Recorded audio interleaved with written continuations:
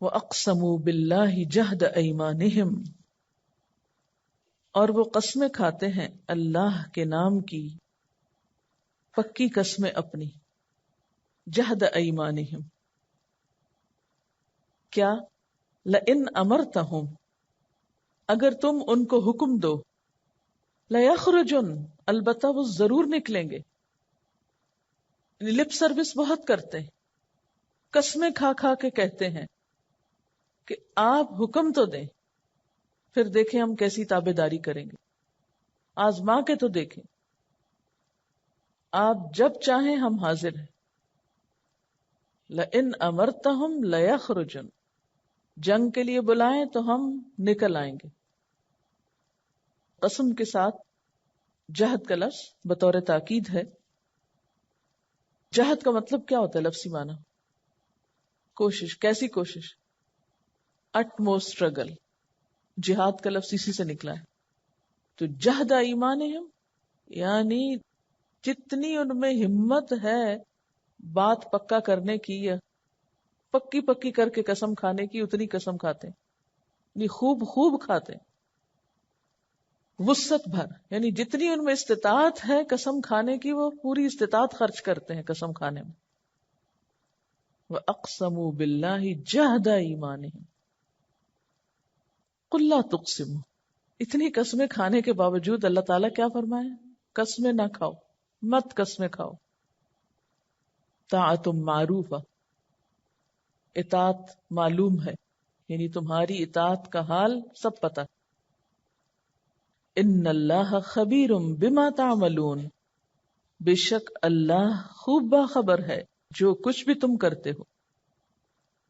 اب وہ منافق بےچارے پکی پکی قسمیں کھا رہے ہیں اور ان کی قسموں کا کسی کو کوئی اعتبار ہی نہیں، کوئی اثر ہی نہیں، بلکہ الٹا کیا کہا جا رہا ہے؟ لا تقسموا، قسمیں کھاؤ بھی نہ، کھانے کی ضرورت ہی نہیں.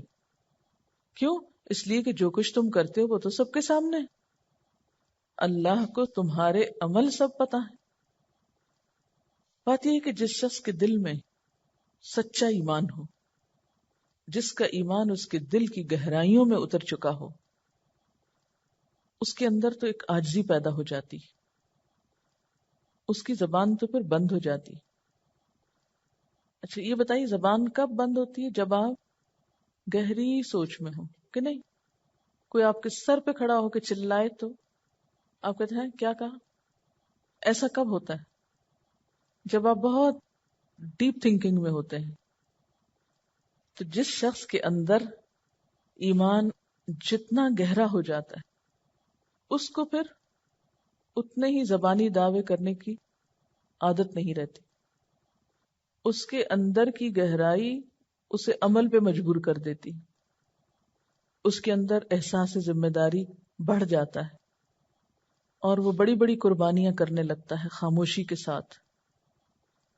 اور جب بہت سارے لوگ زبانی دعوے کر رہے ہوں، بڑھ چڑھ کے بول رہے ہوں، تو وہ بظاہر گنگا نظر آتا ہے، اس کو بات کرنی نہیں آتی کہ میں کیا کہوں. کیونکہ خدا کا خوف ہے نا، جب خدا کا خوف آتا ہے تو باتیں کم ہو جاتی ہیں. اس کا یہ مطلب نہیں کہ انسان ضرورت کے تحت بھی کسی سے نہیں بولتا. یہاں ایک خاص موقع کی بات ہے. اب اس کے بعد آپ لوگ کمنٹس دینا ہی چھوڑ دیں کہ اب ہمارے اندر تو عاجزی آ گئی ہے اس لیے ہم تو آج کے بعد کچھ نہیں بولیں گے. جو لکھتے ہیں وہ لکھنا چھوڑ دیں، جو بولتے ہیں وہ بولنا چھوڑ دیں، بس اب ہم تو بیٹھے ہیں. یہ نہیں مطلب اس کا. اس کا مطلب یہ ہے کہ کام کے موقع پر، قربانی کے موقع پر، ایک خاص کانٹیکسٹ میں جب کچھ کرنے کا وقت آتا ہے، اس وقت کچھ لوگ تو کام کی طرف مائل ہوتے ہیں اور کچھ لوگ باتیں کر کے خوش کر دیتے ہیں. عام معاشرتی معاملات میں بھی آپ نے دیکھا ہوگا کہ یہ دو کردار معاشرے میں پائے جاتے ہیں. خاندانوں کے اندر، لوگوں کے ملنے جلنے والوں کے اندر آپ نے دیکھا ہوگا کہ ایک وہ شخص ہے کہ وہ آپ کی ضرورت کے وقت حاضر ہے، اور ایک وہ ہے کہ جو صرف باتیں کرتا ہے. تو منافقین بھی جب جنگ کا موقع ہوتا، قربانی کا موقع ہوتا، تو خوب بڑھ چڑھ کے باتیں کرتے، اور جب کہا جاتا نکلو جہاد کے لیے تو پھر بہانے کرتے. پھر ایک اور طرح کی باتیں کرتے. تو ان کا سارا دین باتوں پر باتیں تھا، یعنی کام کے لیے بھی دعوے اور نکلنے کے لیے بھی بہانے، عمل کچھ نہ تھا. اصل میں انسان عمل کی کوتاہی کو باتوں سے بھرتا ہے. یعنی باتیں کب زیادہ کرنے کی ضرورت پیش آتی ہے؟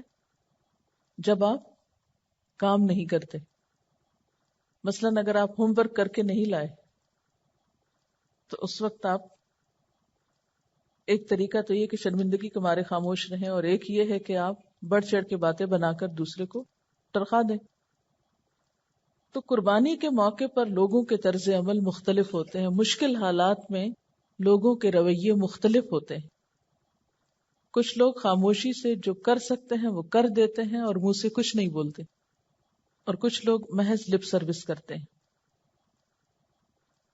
طاعت معروف، اطاعت معروف ہے، معلوم ہے، سب پتا ہے. اور ایک اور معنی کیا ہے کہ اطاعت معلوم ہونی چاہیے، یعنی باتیں کرنے کی بجائے تمہارا کام نظر آنا چاہیے. کیوں اطاعت معلوم ہونی چاہیے؟ یہ کام کر کے دکھانا چاہیے، کیونکہ اللہ تعالیٰ کو تو کام چاہیے. اللہ تو تمہارے سب کاموں سے خوب واقف ہے، اس کو سب پتا ہے کون فرما بردار ہے، کون نافرمان ہے، اور کون کس طرح کے کام کرنے والا ہے. قل اطیعوا اللہ و اطیعوا الرسول، کہہ دیجئے اطاعت کرو اللہ اور اطاعت کرو رسول کی. فَإِن تَوَلَّوْا، پھر اگر تم منہ پھیرتے ہو، فَإِنَّمَا عَلَيْهِ مَا حُمِّلَ، تو بے شک اس کے ذمہ ہے جو وہ اٹھوایا گیا، یعنی اس کی ذمہ داری اس پر ہے. اس سے مراد یہاں کون ہے؟ رسول اللہ صلی اللہ علیہ وسلم. اور حملہ، وہ اٹھوائے گئے. کیا اٹھوائے گئے تھے؟ تبلیغ اور دعوت کی ذمہ داری. وَعَلَيْكُمْ مَا حُمِّلْتُمْ، اور تمہارے اوپر ہے، یہ تمہارے ذمہ ہے جو تم اٹھوائے گئے. عوام پر کیا ذمہ داری تھی؟ کہ رسول اللہ صلی اللہ علیہ وسلم کی دعوت کو قبول کریں، اس پر ایمان لائیں اور آپ کی اطاعت کریں. ان سے کہہ دیجئے کہ اللہ اور رسول کی اطاعت کرو صلی اللہ علیہ وسلم. پھر اگر تم منہ پھیرتے ہو تو یاد رکھو رسول پر تو اتنی ہی ذمہ داری ہے جو وہ ادا کر رہا ہے، اور تم اپنی بھی خبر لو، کیونکہ تم سے اس ذمہ داری کے بارے میں پوچھا جائے گا جو تمہیں اٹھوائی گئی ہے. وَإِن تُطِيعُوهُ تَهْتَدُوا، اور اگر تم اس کی اطاعت کرو گے تو ہدایت پاؤ گے. اس سے کیا پتہ چلتا ہے کہ ہدایت یافتہ ہونے کے لیے رسول اللہ صلی اللہ علیہ وسلم کی اطاعت بہت ضروری ہے. کیوں؟ اس لیے کہ ایک اور جگہ پر آتا نا کہ وَإِنَّكَ لَتَهْدِي إِلَى صِرَاطٍ مُسْتَقِيمٍ، یقیناً آپ سیدھے رستے کی طرف ہدایت دیتے ہیں. سورۃ یاسین میں آتا ہے یاسین والقرآن الحکیم انک لمن المرسلین علی صراط مستقیم. تو جو آپ کو فالو کرے گا آپ سیدھے رستے پہ جا رہے ہیں، جو آپ کے پیچھے جائے گا وہ بھی سیدھے رستے پہ چل پڑے گا. سمپل سا فارمولا ہے. اور اگر کوئی آپ کو چھوڑ کر، آپ کے طریقے یا آپ کی سنت کو چھوڑ کر اپنے من گھڑت طریقے پہ چلنا چاہتا ہے اور اس طرح وہ سمجھتا ہے کہ وہ ٹھیک کر رہا ہے سب، تو اس کا یہ خیال غلط ہے. جتنی بھی عبادات ہیں اگر ہم مسنون طریقے سے ہٹ کر خود ساختہ طریقوں پر کریں گے تو گویا ہم نے آپ کا طریقہ چھوڑ دیا. اسی طرح حقوق ہیں، فرائض ہیں، قرآن پر عمل ہے. ہر چیز میں ہمیں حضور صلی اللہ علیہ وسلم کے طرز عمل کو دیکھنا ہے. آپ نے کیا کیا تھا، آپ نے اس حکم پر کیسے عمل کیا تھا، آپ نے اس کی وضاحت میں کیا فرمایا تھا. گویا آپ کے بغیر دین پر عمل کرنا ناممکن، آپ کی اطاعت اور اتباع کے بغیر ہدایت یافتہ ہونا ناممکن. یعنی مشروط کر دیا گیا نا ہدایت کو. ان تطیعوہ تہتدوا، اگر تم اس کی اطاعت کرو گے تو ہدایت پاؤ گے، اور اگر اس کی اطاعت نہیں کرو گے، اس کی بات نہیں مانو گے تو بھٹک جاؤ گے. دوسرے لفظوں میں یوں کہنا چاہیے. لیکن کتنے افسوس کی بات ہے کہ آج ہمارے مسلمان معاشرے میں ہی ایسے لوگ موجود ہیں جو یہ کہتے سنائی دیتے ہیں کہ ہم قرآن کو تو مانتے ہیں، اس کو تو ہم پڑھیں گے، اس پر تو عمل کریں گے، لیکن حدیث کو نہیں مانتے، آپ صلی اللہ علیہ وسلم کے طریقے کو معلوم نہیں اس میں کیا سچ ہے کیا جھوٹ ہے، کیا کچھ مل گیا، اور وہ تو بہت سی حدیثیں گھڑ بھی لی گئی تھیں، اور اس قسم کے بہت سے کنفیوژن پھیلا کے لوگوں کو دین سے دور کر دیتے ہیں اور دین کو ادھورا کر دیتے ہیں، اور اس خوشفہمی میں مبتلا کر دیتے ہیں کہ بس یہی تمہارے لیے کافی ہے جو کر رہے ہو، اس سے آگے بہت وضاحت میں جانے کی ضرورت نہیں۔ وما علی الرسول الا البلاغ المبین، اور نہیں ہے رسول کے ذمہ مگر پہنچانا کھلم کھلا، یعنی رسول صلی اللہ علیہ وسلم کیا پہنچا رہے ہیں، وہ تمہیں کیا بتا رہے ہیں، قرآن میں یا قرآن کے علاوہ دونوں جگہ، جو اللہ تعالیٰ نے ان کو میسیجز دیے ہیں وہ آگے پہنچا رہے ہیں۔ اس لیے ہدایت کیسے پا سکتے ہو اگر تم نے ان کی بات نہ مانی؟ اور رسول تو اپنی ذمہ داری ٹھیک ٹھیک پوری کر رہے ہیں، جیسے ایک اور جگہ پر بھی آتا نا فَإِنَّمَا عَلَيْكَ الْبَلَاغُ وَعَلَيْنَا الْحِسَابُ، آپ کے ذمہ ہے پہنچا دینا اور حساب لینا ہمارا کام ہے۔ یعنی رسول اللہ صلی اللہ علیہ وسلم تمہیں پکڑیں گے نہیں تمہاری یہ نافرمانیاں دیکھتے ہوئے بھی، کیونکہ آپ کی ذمہ داری علیہ ما حمل کیا ہے، پیغامات پہنچا دینا، اور تمہارا کام کیا ہے، آپ کی اطاعت کرنا۔ پھر فرمایا وعد اللہ الذین آمنوا منکم، وعدہ کر رکھا ہے اللہ نے ان لوگوں سے جو ایمان لائے تم میں سے، وعملوا الصالحات، اور انہوں نے اچھے کام کیے۔ کس چیز کا وعدہ کر رکھا ہے ان سے؟ لَيَسْتَخْلِفَنَّهُمْ فِي الْأَرْضِ، البتہ ضرور جانشین بنائے گا انہیں زمین میں، كَمَا اسْتَخْلَفَ الَّذِينَ مِن قَبْلِهِمْ، جس طرح اس نے جانشین بنایا ان لوگوں کو جو ان سے پہلے تھے۔ یہاں منافقین کے اس شک پہ ضرب کاری لگائی گئی ہے جو وہ اسلام کے مستقبل کے بارے میں اپنے دلوں میں رکھتے تھے۔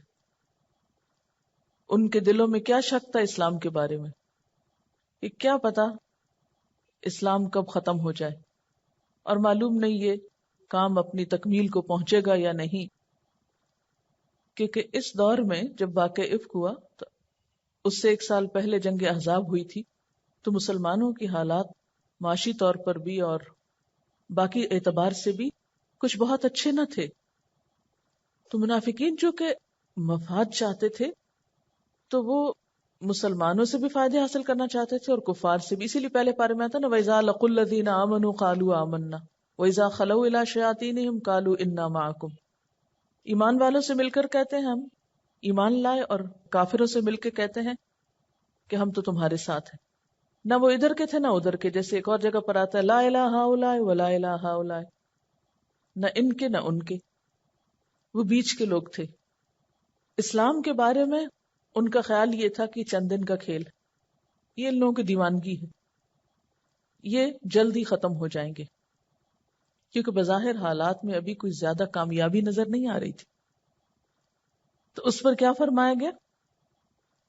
اللہ نے ایمان والوں سے وعدہ کر رکھا ہے کہ انہیں دنیا میں بھی عزت دے گا، خلافت ارضی عطا کرے گا، وَلَيُمَكِّنَنَّ لَهُمْ دِينَهُمْ، اور البتہ ضرور ثابت کر دے گا، ضرور جمع دے گا، ضرور قائم کر دے گا، لہم ان کے لیے، دینہم ان کے دین کو، یعنی ان کے دین کو اختیار اور اقتدار بخشے گا، الذی ارتضی لہم، وہ دین جو اس نے ان کے لیے پسند کیا ہے، جو اس نے ان کے لیے بھیجا ہے، جو اس نے ان کے لیے چنا ہے۔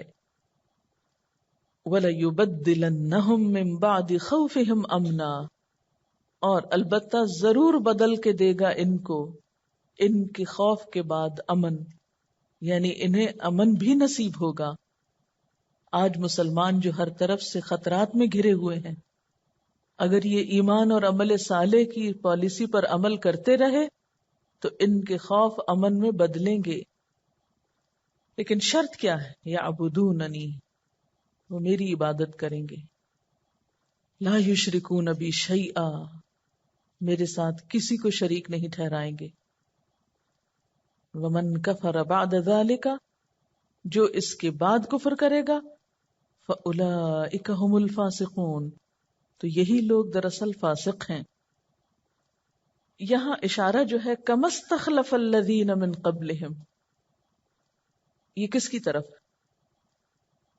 یہاں پر کما استخلف الذین من قبلہم میں جو اشارہ ہے وہ پچھلے انبیاء کے جانشینوں کی طرف، کہ تاریخ یہ بتاتی ہے کہ ہمیشہ ایمان والوں کو ہی کامیابی ہوئی. انبیاء علیہم السلام جب بھی دنیا میں آئے، انہوں نے جب بھی پیغام دیا ہدایت کا، حق کا، وقتی طور پر انہیں بہت مشکلات دیکھنی پڑی، ان پہ بہت ظلم و ستم ہوا، لیکن آخر کار کیا نتیجہ نکلا کہ ان کے دشمن ہلاک کر دیے گئے اور انہیں کامیابی دی گئی.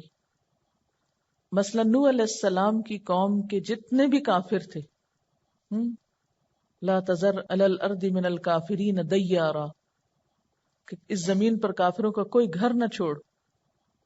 تو کیا ہوا تھا؟ صرف ایمان والے بچائے گئے تھے، ایک بھی کافر نہیں بچا تھا. اب زمین کا اقتدار کس کے پاس آیا؟ صرف اور صرف مسلمانوں کے پاس، کوئی ایک بھی کافر نہ تھا. پھر کیا ہوا؟ وہ اقتدار ملا، پھر آہستہ آہستہ خرابیاں آئیں، پھر ان میں سے کچھ لوگ جو تھے وہ دین سے منحرف ہوئے، شیطان کے آلہ کار بنے. پھر قوم عاد اور قوم سمود، ہر ایک میں یہی پالیسی رہی کہ سارے اسلام دشمنوں کو ختم کر دیا گیا اور باقی صرف اہل ایمان بچتے تھے. پھر آئندہ اقتدار ان کے ہاتھ میں آتا، ان سے جنریشنز چلتی، پھر اسی طرح آگے جا کر جب بگاڑ آتا پھر پیغمبر آتے، پھر بچتے صرف اہل ایمان. تو فرمایا کہ یہ کوئی پہلی دفعہ نہیں ہو رہا، یہ تو زمین پر کئی دفعہ ہو چکا ہے کہ ایمان والوں کو، نیک کام کرنے والوں کو زمین کی خلافت سونپی گئی ہے، زمین پہ جانشین بنایا گیا ہے. یہ اللہ کا وعدہ ہے.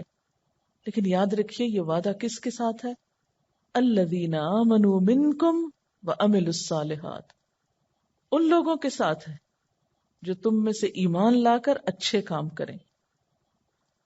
جس طرح سابق رسولوں اور ان کی امتوں نے جو ایمان لائے اور اچھے کام کیے تو اللہ نے ان کو بچا لیا اور زمین کا اقتدار ان کو عطا کیا. فرمایا جیسا وہاں ہوا ویسا تمہارے ساتھ بھی ہوگا. اصل میں عام طور پر یہ سوچ یا یہ تصور پایا جاتا ہے نا کہ اگر دین کی طرف ہم آئے تو کیا ہوگا، دنیا چھٹ جائے گی، تو صرف نمازیں ہی پڑھنی پڑیں گی اور شاید ہمیں حجروں میں بند کر دیا جائے اور دنیا کی ساری ایکٹیویٹی ختم ہو کر رہ جائے گی. کہا نہیں، دنیا میں بھی کام کرنے کا موقع ملے گا، محکوم نہیں حاکم بن کے بھی رہو گے، تمہارے دین کو بھی قرار نصیب ہوگا. یہ جو منافقین سوچتے ہیں نا کہ کب حضور صلی اللہ علیہ وسلم دنیا سے جائیں اور یہ سارا دین جو ہے اس کا حلیہ بدلا کے رکھ دیا جائے، اس کو الٹا پلٹا دیا جائے. اور جیسا کہ آپ جانتے ہیں کہ ایک بڑی تعداد میں لوگ مرتد بھی ہوئے تھے. تو یہ مرتد ہونے والے کون تھے؟ یہ اسی قسم کے منافق لوگ تو تھے کہ جو بس اس انتظار میں تھے کہ آپ جائیں اور ہم پھر کفر کی طرف لوٹ جائیں. لیکن حضرت ابوبکر صدیق رضی اللہ تعالیٰ عنہ نے کس طرح ان کا مقابلہ کیا اور دین جم گیا. پھر حضرت عمر رضی اللہ تعالیٰ عنہ کے دور میں مزید کتنی فتوحات ہوئیں اور پھر یہ سلسلہ آگے بڑھتا گیا. تو یہ جو یمکننہم ہے نا، یہ میم کاف نون سے ہے، اسی سے لفظ مکان ہوتا ہے. فرمایا کہ ضرور ان کا دین مضبوط بنیادوں پہ قائم کرے گا جسے اللہ نے ان کے حق میں پسند کیا ہے. اور آج جو خوف کی حالت ہے وَلَيُبَدِّلَنَّهُم مِّن بَعْدِ خَوْفِهِمْ أَمْنًا، اور ضرور ان کے خوف کو امن سے بدل دے گا. اس کے بارے میں حضرت عدی بن حاتم کہتے ہیں کہ ایک دن میں آپ صلی اللہ علیہ وسلم کے پاس بیٹھا ہوا تھا کہ دو آدمی آئے. ایک تنگی معیشت کی شکایت کر رہا تھا کہ میرا گزارا نہیں ہوتا اور حالات بہت تنگ ہیں. اور دوسرا راہ زنی کی کہ راہوں میں ڈاکے بہت پڑ جاتے ہیں. آپ نے فرمایا عنقریب ایسا امن ہوگا کہ یہاں سے جانے والا قافلہ بغیر کسی محافظ کے جائے گا، یعنی گارڈ نہیں ہوں گے اس کے ساتھ. اور اے عدی بن حاتم، کیا تم نے ہیرا دیکھا ہے؟ میں نے کہا نہیں، البتہ اس کی خبر ملی ہے، سنا ہے اس کے بارے میں. فرمایا اگر تمہاری عمر زیادہ ہوئی تو تم دیکھو گے کہ ایک عورت ہیرا سے چل کر کعبہ کا طواف کرے گی، لیکن اسے اللہ کے سوا کسی کا خوف نہ ہوگا. یعنی مرد تو کیا اور قافلے بڑے بڑے تو کیا، ایک عورت بھی اٹھے گی ہیرا سے اور اکیلی آ کر یہاں طواف کرے گی اور اسے اللہ کے سوا کسی کا ڈر نہ ہوگا. اتنا امن ہوگا. میں نے دل میں سوچا قبیلہ بنو طے کے لٹیرے جنہوں نے تہلکہ مچا رکھا ہے اس وقت کہاں جائیں گے، یعنی ان کا کیا بنے گا. آپ نے فرمایا اور قیامت نہیں آئے گی کہ ایک شخص اپنا صدقہ لے کر چکر لگائے کہ اسے کوئی لینے والا مل جائے، لیکن اسے کوئی صدقہ لینے والا نہیں ملے گا. اور تم لوگ کسرا کے خزانے فتح کرو گے. میں نے کہا کسرا بن ہرمز، یعنی حیرت کی بات ہوئی نا کہ آج ہمارا حال کیا ہے اور کسرا کے خزانے ہمیں ملیں گے. آپ نے اپنی بات جاری رکھتے ہوئے کہا اور اے عدی، اگر تمہاری عمر لمبی ہوئی تو ضرور تم ایسے شخص کو دیکھو گے جو مٹھی بھر سونا یا چاندی لے کر ایسے آدمی کی تلاش میں نکلے گا جو اسے قبول کر لے، لیکن اسے ایسا کوئی آدمی نہ ملے گا. یعنی اتنا صدقہ خیرات عام ہو جائے گا، اتنا مال ہوگا اور ہر شخص دینے والا ہوگا، لینے والا کوئی نہ بچے گا. حضرت عدی کہتے ہیں پھر میں نے ہیرا سے چل کر کعبہ کا طواف کرنے والی عورت کو دیکھا جو اللہ کے سوا کسی سے نہ ڈرتی تھی، اور میں خود ان لوگوں میں شامل تھا جنہوں نے کسرا بن ہرمز کے خزانے فتح کیے. یہ بخاری کی روایت ہے. تو یہ جو قرآن کی پیشن گوئی تھی یہ سچ ثابت ہوئی ان لوگوں کے لیے جو حقیقی معنوں میں ایمان لائے. تو بعض لوگوں نے اس آیت کو صحابہ کرام کے ساتھ خاص سمجھا ہے کہ یہ پیشن گوئی ان کے لیے تھی، لیکن یاد رکھیں کہ قرآن کا حکم صرف خاص لوگوں کے لیے نہیں ہوا کرتا، وہ اس خاص کانٹیکسٹ کے بعد باقی سب کے لیے بھی ہوتا ہے، کیونکہ قرآن تو قیامت تک کے لیے ہے نا. لیکن اس کی سچائی کب سامنے آتی ہے، وہ عمل میں کب بدلتا نظر آتا ہے، جب شرائط پوری ہوتی. شرائط کیا تھی؟ ایمان اور عمل صالح. ایک اور حدیث میں آتا ہے آپ صلی اللہ علیہ وسلم نے فرمایا ان اللہ زوالی الارض فرأیت مشارقها ومغاربها وان امتی سیبلغ ملکها ما زوی لی منها. اللہ تعالیٰ نے زمین کو میرے لیے سکیڑ دیا، یعنی پورا نقشہ میرے سامنے رکھ دیا. دوسرے لفظوں میں کہیے میں نے اس کے مشرقی اور مغربی حصے دیکھے، یعنی اس کے دونوں کنارے دیکھے. ان قریب میری امت کا دائرہ اقتدار وہاں تک پہنچے گا جہاں تک میرے لیے زمین سکیڑ دی گئی، یعنی وہ فتح ہونے والے علاقے آپ کو اللہ تعالیٰ نے زندگی میں ہی دکھا دیے. اور آپ جانتے ہیں کہ آپ صلی اللہ علیہ وسلم نے جس وقت لوگوں کو یہ کہنا شروع کیا کہ یا ایھا الناس قولوا لا الہ الا اللہ تفلحوا، لوگوں لا الہ الا اللہ پڑھو فلاح پاؤ گے. مشرکین مکہ کو کہا کیا میں تمہیں وہ کلمہ نہ بتاؤں کہ اگر تم اس کو مان لو تو عرب اور عجم کے سردار بن جاؤ گے. تو اس وقت لوگوں کو حیرت ہوتی تھی. اور پھر ایک وقت آیا کہ مسلمانوں پر بہت شدید حالات ہوئے، ان کا معاشرتی بائیکاٹ کیا گیا. شیب ابی طالب میں ان کو یعنی قسم پرسی کے دن دیکھنے پڑے، کھانے پینے کو کچھ نہ تھا. اتنے شدید حالات ہوئے کہ مکہ چھوڑنا پڑا. اس کے بعد مدینہ میں بھی سال بسال جنگیں ہوتی رہیں، لیکن آہستہ آہستہ دن پھرتے گئے، ایمان والے ایمان کے ساتھ آگے بڑھتے گئے. اور پھر آپ صلی اللہ علیہ وسلم کی وفات کے وقت پورا عرب پیننسولا جو تھا وہ اسلام میں داخل ہو چکا تھا. اور آپ نے یہ بھی فرمایا کہ 2 دین اس جگہ پر اکٹھے نہ ہوں گے، یعنی یہ علاقہ صرف اور صرف مسلمانوں کے ہاتھ میں رہ جائے گا. پھر ہم دیکھتے ہیں کہ نبوت کے جو 10 سال تھے اس میں صحابہ کرام ہر وقت الرٹ رہتے، مشرکین کے حملوں کا ہر وقت خوف ہوتا. کسی نے آپ سے پوچھا ہے اللہ کے رسول صلی اللہ علیہ وسلم کبھی ہم پر ایسا وقت بھی آئے گا کہ ہم ہتھیار کھول کر امن کے ساتھ رہ سکیں؟ یعنی کبھی یہ خوف دور بھی ہوگا؟ آپ نے فرمایا کہ بہت جلد ایسا وقت آنے والا ہے. اس پر یہ آیات نازل ہوئیں. حضرت عبداللہ بن عباس نے فرمایا کہ ان آیات میں اللہ کا وعدہ ہے جو اس نے امت محمدیہ سے ان کے وجود میں آنے سے پہلے ہی تورات و انجیل میں فرمایا تھا. وَلَيُبَدِّلَنَّهُم مِّن بَعْدِ خَوْفِهِمْ أَمْنًا، سارا خوف ان کا چلا جائے گا. یعبدوننی، وہ میری عبادت کریں گے. میں نے وہ حدیث کوٹ کی نا کہ آپ نے فرمایا تھا کہ لا یجتمع فیہا دینان، اس جزیرۃ العرب میں دو دین جمع نہ ہوں گے. یعنی ایک وقت آیا کہ صرف ایک ہی دین باقی رہا، اور وہ دین کیا تھا؟ توحید پر مبنی. یعبدوننی ولا یشرکون بی شیئا، اور وہ میرے ساتھ کسی کو شریک نہ ٹھہرائیں گے. لیکن ساتھ ہی کیا فرما دیا؟ وارننگ دے دی، ومن کفر بعد ذالک، ایسا امن اور ایسا سکون آنے کے بعد پھر جو کفر کرے. اور اس کفر سے مراد وہی ایمان اور عمل صالح سے محرومی ہے. یعنی صرف ایمان کا انکار نہیں، عمل صالح کا انکار بھی. کیونکہ کفر کا لغوی معنی کیا ہوتا ہے؟ ناشکری. اور اصطلاحی معنی ایمان کی ضد. تو یہاں لفظی معنی بھی مراد ہو سکتے ہیں اور اصطلاحی معنی بھی، کہ جو کفر کرے گا یعنی اصطلاحی معنوں میں، یا کفر کرے گا یعنی ناشکری کے معنوں میں، یعنی جو اس امن کی قدر نہ کرے گا، یہ اطاعت نہیں کرے گا. فرمایا فَأُولَئِكَ هُمُ الْفَاسِقُونَ، تو وہ لوگ پھر فاسق کہلائیں گے. یعنی میرا وعدہ کس کے لیے ہے؟ صرف ایمان لانے والوں کے لیے. پھر کیا حکم دیا؟ وَأَقِيمُوا الصَّلَاةَ، اور نماز قائم کرو. وَآتُوا الزَّكَاةَ، اور زکوٰۃ ادا کرو. وَأَطِيعُوا الرَّسُولَ، اب یہاں اطیعوا اللہ نہیں کہا، وَأَطِيعُوا الرَّسُولَ، اور اطاعت کرو رسول کی صلی اللہ علیہ وسلم. لَعَلَّكُمْ تُرْحَمُونَ، تاکہ تم رحم کیے جاؤ. عمل صالح کی کچھ وضاحت ہے. کیا؟ نماز کا قائم کرنا، زکوٰۃ کی ادائیگی کرنا، اور رسول صلی اللہ علیہ وسلم کے طریقے پر چلنا، آپ کی اطاعت کرنا، آپ کے نقش قدم کو فالو کرنا. اصل میں بعض اوقات ایسا بھی ہوتا ہے کہ ہم لوگ صرف قرآن پڑھ لیتے ہیں یا چند چیزیں دین کی جان کر مطمئن ہو جاتے ہیں اور اپنے آپ کو بالکل ٹھیک سمجھنے لگتے ہیں کہ ہم جو کر رہے ہیں صحیح کر رہے ہیں.